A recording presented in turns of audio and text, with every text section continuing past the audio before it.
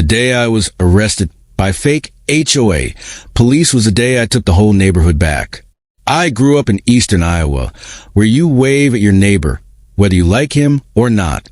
We measured seasons in corn height and football schedules. My dad worked a lathe that rattled the house when he came home with his sleeves rolled in grease under his nails. Mom worked on college nights and taught us that you put gentleness where the world refused to. Supper was 6:30. Hands washed. Yes, sir. Yes, ma'am. And if you borrow it, you bring it back better. That last one sunk deep. So did Dad's other line. Quiet men with receipts win, son. Let the loud ones write your proof for you. I did 4 years in the Marines, then a decade and a half with the Bureau. I'm not the guy who leads with my job. Work doesn't need a spotlight. It needs a chair waiting for it at home. Erin, my wife, used to tease that every room I walked into I counted exits and clocks before I counted faces. She smelled like lilacs and told me I brewed coffee like it owed me rent. We had a son, Michael, who came into this life blinking like he was trying to read it already. I thought we'd end up on a porch swing arguing about whether lilacs smell like clean sheets or soap. Then fluorescent lights and a diagnosis took that future and turned it into a promise. I held Erin's hand and told her I'd build a life where our boy could breathe easy again. So I bought a 3-bedroom in Maple Ridge, the kind of planned neighborhood where lawns are the same length and arguments happen in newsletters. HOA dues weren't cheap, but the streets were quiet, the schools were decent, and I figured paint color fights were just a tax on safety. I set up a small office in the back room, took my back to the window, and tried to keep my work and my home from bleeding into each other. Some nights I failed. I kept trying. My neighbor on the right is Cal, a retired shop teacher with forearms like tree roots, the kind of guy who fixes things without announcing it. Left side is Mrs. Quinn, a widow with a garden that could feed a church picnic, and the kind of bluntness that saved you time. You're thin, she said the first week I moved in. Eat more, and don't let those HOA fools push you around. I chalked it up to neighborhood folklore. My fence met the height limit. The mailbox stood plumb, and I parked my truck inside the dotted lines. I shoveled both sides of the sidewalk when it snowed. I replaced a squeaky hinge on a gate that wasn't mine, because the noise had been bugging me for days. For 42 days, quiet held. Then Saturday dawn showed up pale and undecided, and amber lights flashed across my garage. 2 men got out a white F-150 with neighborhood compliance unit magnets slapped on the doors like an afterthought. Black polos, cargo pants, zip ties still in a hardware store bag looped on a belt. One wore a tactical vest that had never met a scuff. The other carried a clipboard like a preacher with a Bible. Mr. Whitaker? Clipboard called, "Too loud for the hour in the street. Step out, please." My old German shepherd, Gus, did not appreciate their tone. Neither did I. I opened the door and stayed in the threshold.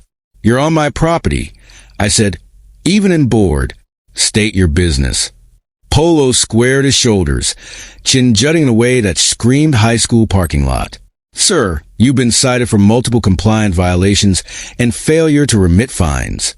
You refused access to your property last week, and you obstructed our officer. Maple Ridge Association policy authorizes detention for active noncompliance. Turn around and place your hands where we can see them." I blinked once. Coffee steam curled between us in the cold. "Detention?" I repeated, as if it were a new word I wanted him to hear himself say out loud.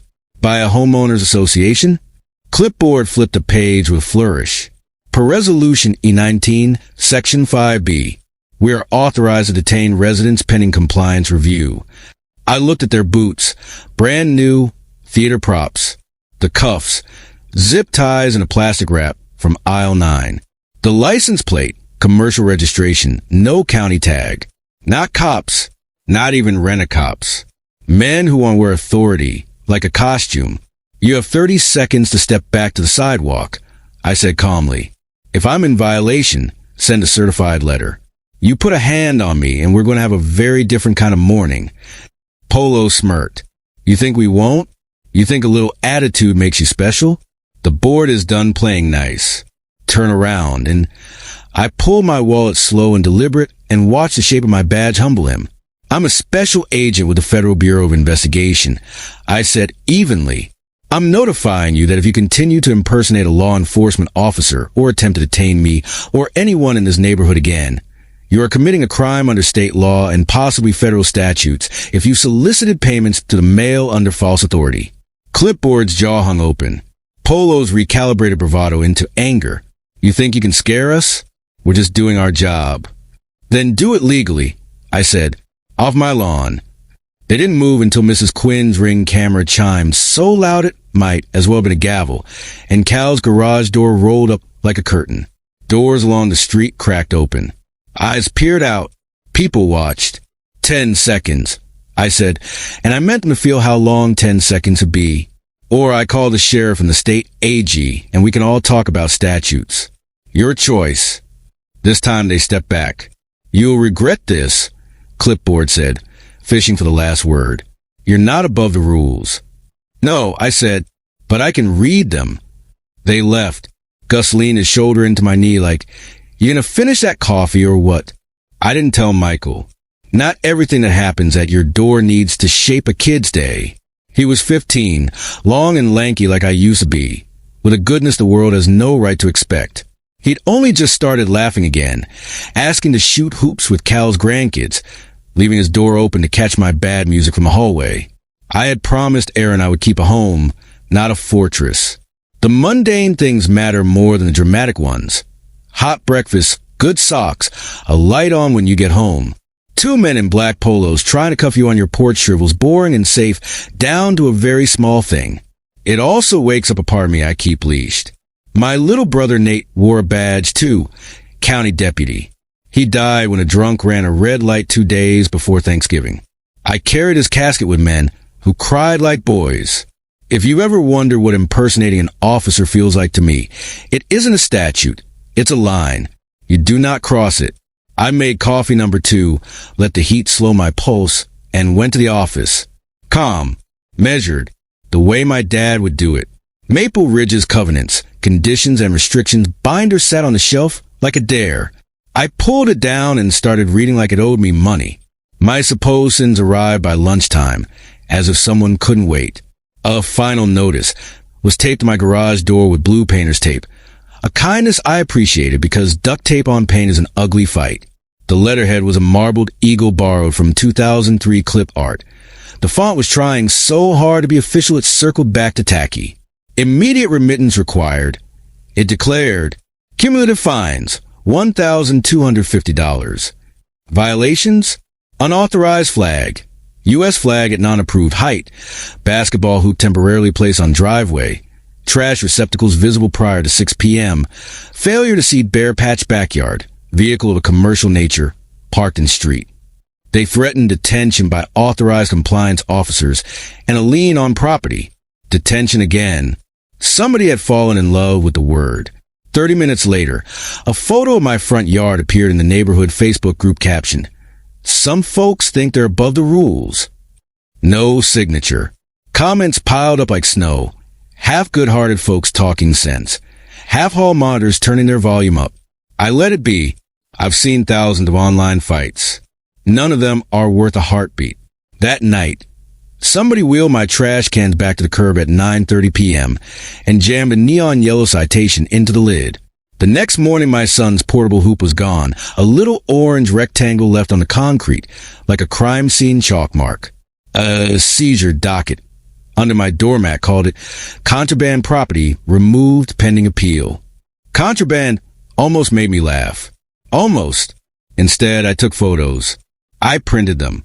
I dated and timed them. I saved every email and letter. Petty as a wildfire with a gas can... You don't blow on it. You build a fire break out of receipts. Power in a place like this isn't the guy with the clipboard. It's in the paper the clipboard thinks it enforces. So I went to the county recorder's office where Mrs. Quinn's friend Linda works behind a counter she runs like a command center. I brought donuts because government moves better with sugar. We pulled the original Maple Ridge declarations, the amendments, the first addendum when the developer turned power over to owners. I found a sunset clause that said fines couldn't exceed $100 a day and only after 30 days proper notice. More importantly, I found Emergency Resolution 19, which supposedly created a special enforcement committee. It was approved in an executive meeting with no homeowners present, and here's the prize. Never notarized or recorded. You can pass a rule in a room like it's a camp song. You don't get to enforce it on my porch if you never put it where the law lives. Then I checked the Secretary of State's website. Maple Ridge Owners Association Incorporated administratively dissolved last fall for failure to file annual reports. That meant the corporation could only act to wind up business and had no authority to create new enforcement mechanisms or collect new fines. You could hire 3 attorneys and get 4 opinions, but any judge would squint hard at a dissolved nonprofit playing police. Neighborhood Compliance Unit, LLC, was registered to a P.O. box with a registered agent named Gary Swale. Our HOA board president, Patricia Swale. Same last name, same street. The LLC formed 3 weeks before E19. Their website was a single page with a stock photo handshake and a sentence about community safety and enforcement, detention authority under contract. The chief compliance officer was a man who'd been denied a job with the county twice. Public records are a stubborn friend if you know where to look and who to ask. Their social media told on them. 2. The management company had posted a photo from last year's safety launch. Smiling men in knockoff uniforms cutting a ribbon under a banner that barred the county star just enough to be a problem. One of those men was in my driveway that morning. Hashtag keeping Maple Ridge safe. I saved screenshots. I asked boring questions like it was the most interesting thing in the world. I walked the neighborhood. I listened. Cal told me in shop teacher words what the board's tone had become. They get a little juice and forget their volunteers, he said, shaking his head like a bandsaw had just eaten an expensive piece of oak. Mrs. Quinn handed me names the way some folks hand out mints. Gina Park, 1312, retired county attorney. Luis, city code enforcement, lives 2 streets over. Decker, 2 down, Marine like you, good nose for trouble. Be careful, honey, they're petty. Petty gets dangerous when it thinks it has permission. I sent a certified letter to the property manager demanding records, meeting minutes, contracts, financials. State nonprofit law is a dull sword, but it cuts. They stonewalled with a delay, so practice you could set a metronome by it. I started stacking proof anyway. Allies show up when you treat people like grown-ups and ask them to help.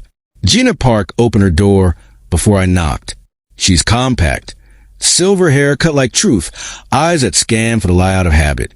She lasted 20 years in the county attorney's office, retired early to grow tomatoes in neat military rows, and scare squirrels through sheer force of will. I brought binders and coffee. She flipped through bylaws, pencil tapping a rhythm to the clock on her wall. These aren't enforceable, she said, tapping the emergency resolution. No recording, no homeowner vote, and the corporation being dissolved. She drew a clean line under the word ultra vires on a printed statute and slid it to me. Beyond your powers. Courts don't like volunteer bullies play-acting government. Decker came over chewing a toothpick like it owed him an apology. He looked at a photo of their badge and snorted. That's not a plate my drill instructor would let my kids use for army men. You give me a meeting? I'll sit front row and breathe. Luis, who writes up actual code violations for a living by day and smokes brisket by art form on weekends, looked at the magnets and the amber lights and cursed softly in Spanish. They tried this one neighborhood over, he said. Different acronyms, same guys. Folks get tired of passive-aggressive notes. Stay home on voting day. Wake up with clipboards telling them how to brush their teeth. The linchpin was Ava, a friend from a joint task force with the Postal Inspection Service. The U.S. mail is her flag.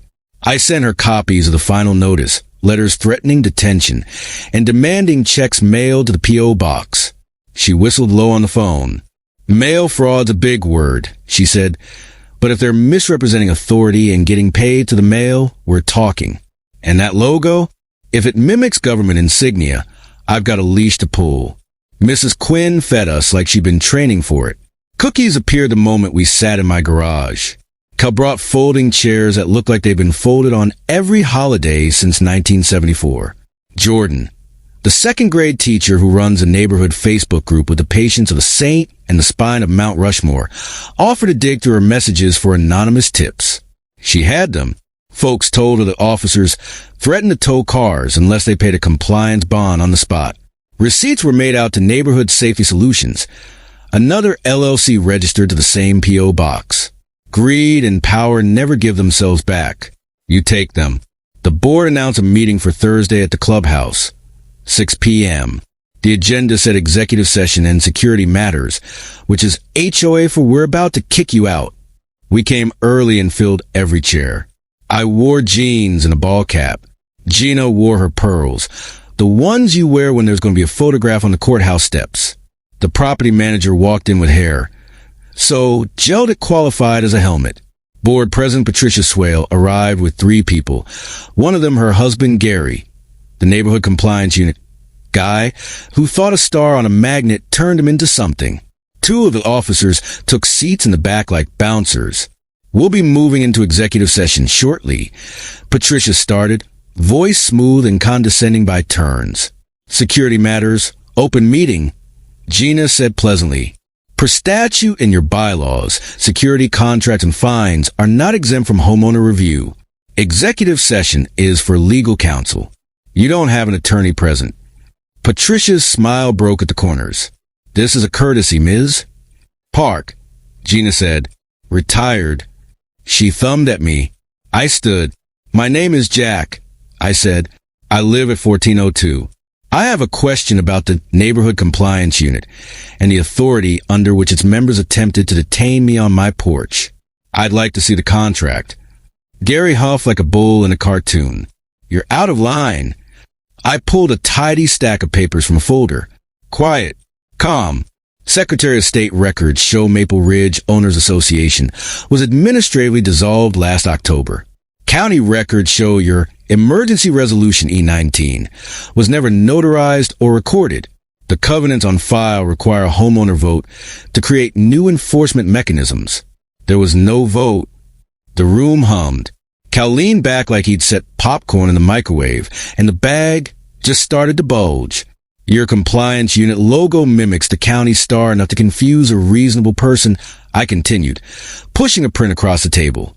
Your letters threaten detention and demand checks mailed to a P.O. box registered to Mr. Swale. That appears to be self-dealing. The law has names for this. You can't, Patricia started. We can, Gina said, silken as a piano lid closing. We will also be petitioning the court tomorrow morning to compel inspection of books and records. You have ignored 3 certified requests. I gestured to the back, where Ava sat with a quiet half-smile. And if anyone sent money through the mail based on those letters, the U.S. Postal Inspection Service would like a word. Low gasps multiplied like whispered confession. A woman near the door spoke into her lap. I send them $500. Gary slapped his palm on the table. We're volunteers, he shouted. We're trying to keep this place nice. You want gangbangers parking on your street. Decker leaned in, voice slow and cold. I've met gangbangers. They did not carry clipboards. You put zip ties on my neighbor's lawn, Gary. Allegedly, he said, sweat blooming like dandelions in July. And we have detention authority per nothing, Gina said, tapping the unrecorded resolution. Not public, not voted, not law. Luis lifted his city ID. Not in a flourish, just a fact. Those amber lights and that star? Vehicles with emergency-style lighting without proper permits are not allowed. An insignia that confuses the public is a problem. You're out over your skis. The property manager saw which way the cornfield was leaning. Perhaps we should take a brief recess. Or, I said, we can keep this clean. Here's what's going to happen. You will immediately suspend all enforcement by anyone not legally sworn and trained. You will cease sending letters threatening detention. You will produce within 7 days all contracts, financial records related to Neighborhood Compliance Unit and Neighborhood Safety Solutions. You will schedule a special meeting for a recall vote because you've lost the trust of the people you serve. If you don't, we'll handle it another way. Patricia asked last try, and if we say no, my badge stayed in my pocket. My voice didn't. then I will treat this as a criminal matter and make sure the people with more letters than me on their jackets knock on your door. I am not bluffing. I'm embarrassed it came to this. Shame is louder than shout I, aiming if you let it sit. The room went still. Jordan stood up and said, I make a motion to suspend the compliance unit. Hands shot up like corn in July. The motion carried. Petty doesn't retreat. It regroups. For a week, anonymous letters appeared in mailboxes claiming federal agents are bullying volunteers. The compliance unit Facebook page posted a photo of a handful of zip ties and called them safety restraints per code. People I'd never met dropped brownies on my porch with notes that said, hope you burn them, which I chose to read as a culinary blessing. The board slow-walked the documents, then dumped a stack as thin as a lie on Tuesday at 4. Then they made their mistake, the kind that writes itself into an opening statement.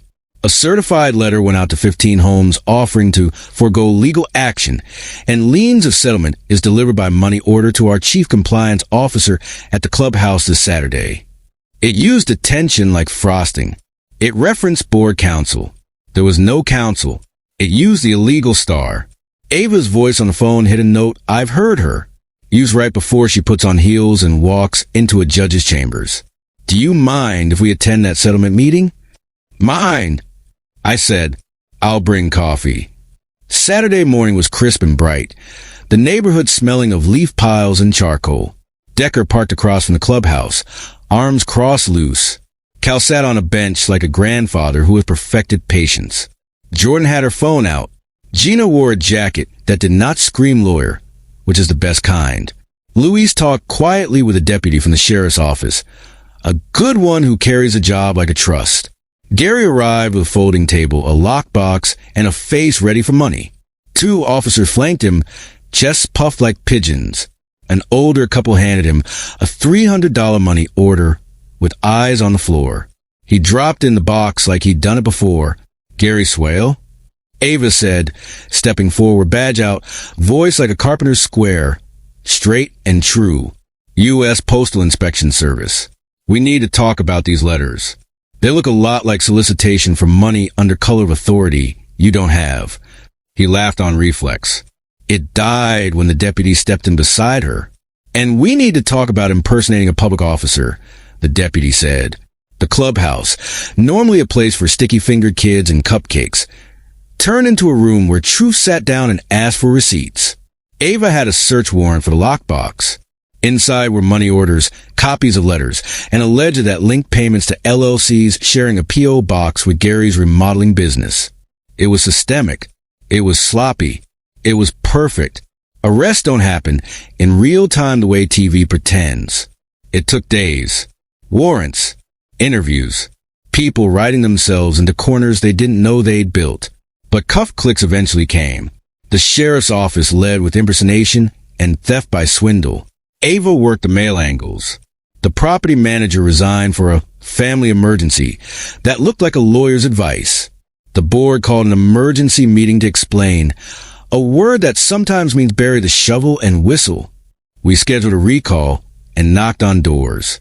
This part isn't glamorous. It's walking in good shoes with a stack of proxies and the patience to hear how someone's grandkid is doing before you ask them to sign. I heard a lot.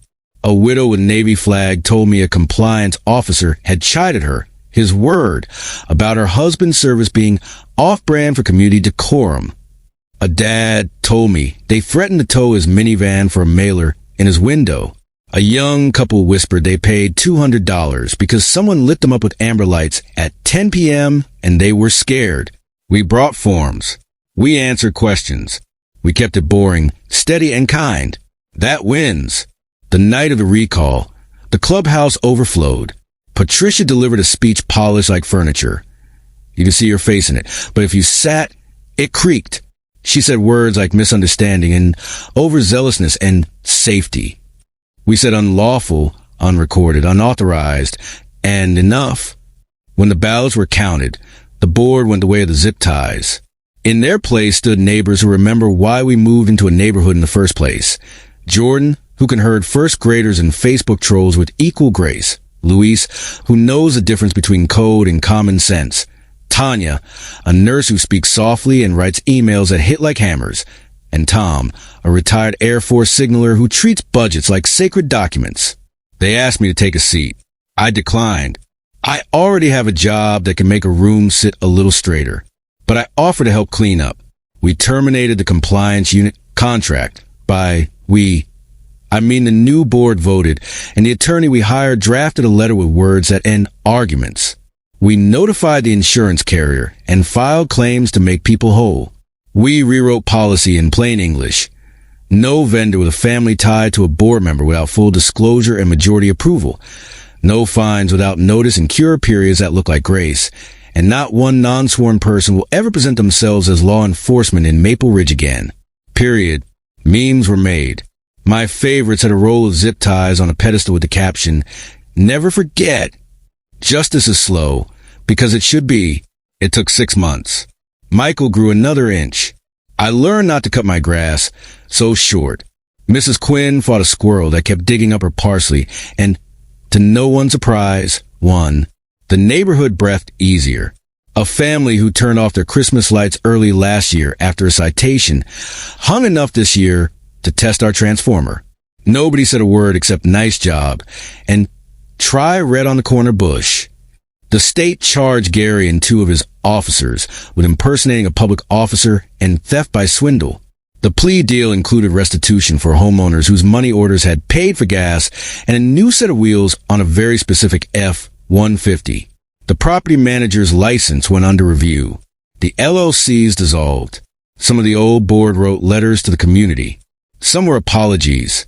Some were explanations. Time sorts those 2 piles. On the federal side, Ava did what she does.